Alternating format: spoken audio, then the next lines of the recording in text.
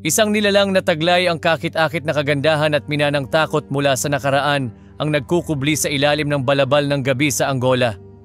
Kishi ang kanyang pangalan, isang nilalang na may dalawang mukha, maestro ng ilusyon at malupit na mandaragit na nabubuhay sa kawalang malay at pag-asa.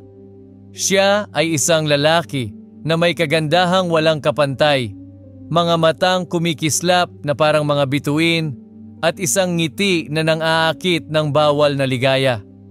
Ang kanyang tinig ay parang isang nakakabighaning melodiya na kayang pahupain ang pinakamalalim na takot at gisingin ang mga matagal nang nakatagong pagnanasa. Ngunit mag-ingat, ang kagandahang ito ay isa lamang maskara, isang ilusyon na nagtatago ng tunay na mukha ng Kishi. Sa likod ng anyong maganda ay may isa pang mukha.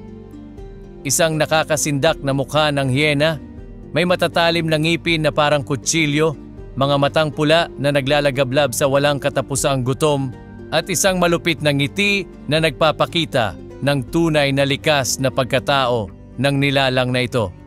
Isang mukha na sumisimbolo sa kamatayan, pagkawasak at kawalan ng pag-asa. Ang Kishi ay isang maestro ng ilusyon, isang mapanlinlang na manunukso na inaakit ang kanyang mga biktima sa mga pangako ng pag-ibig, kayamanan at kapangyarihan. Siya ay nagbabagong anyo bilang isang mapusok na manginggibig, isang tapat na kaibigan o isang matalinong tagapayo, pinapalakas ang mga pagnanasa at ambisyon ng mga taong naliligaw sa kanyang landas. Siya ay nagbibigay ng mga regalo at pribilehiyo, bumubulong ng matatamis at nakakaakit na salita, at kinukuha ang tiwala at katapatan ng kanyang mga biktima. Gayunpaman, sa sandaling mapa sa ilalim sa kanyang kontrol ang biktima, ibinubunyag ng Kishi ang kanyang tunay na mukha. Nagbabagong anyo sa halimaw na siya talaga. Kanyang nilalamon ang mahalagang enerhiya ng kanyang mga biktima. Sinisipsip ang kanilang kaluluwa at iniiwan silang hungkag at walang buhay. Tuwang-tuwa siya sa paghihirap at kawalan ng pag-asa, tumatawa ng parang hyena habang nagmamakaawa ang kanyang mga biktima para sa awa. Ang Kishi ay isang walang awang mandaragit, isang nilalang na walang pakiramdam ng habag o pagsisisi. Siya ang sagisag ng kasamaan, isang nilalang na namumuhay sa takot at sakit, isang demonyo na nagkukubli sa mga anino, naghihintay ng tamang sandali upang umatake.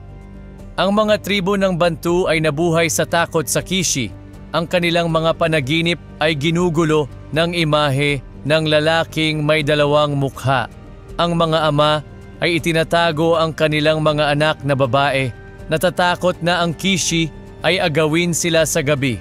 Ang Kishi ay sumisimbolo na ang kagandahan ay maaaring mapanlinlang, na ang kasamaan ay maaaring magtago sa ilalim ng maskara ng kabutihan, at na ang tiwala ay dapat na pinaghirapan, hindi basta-bastang ibinibigay.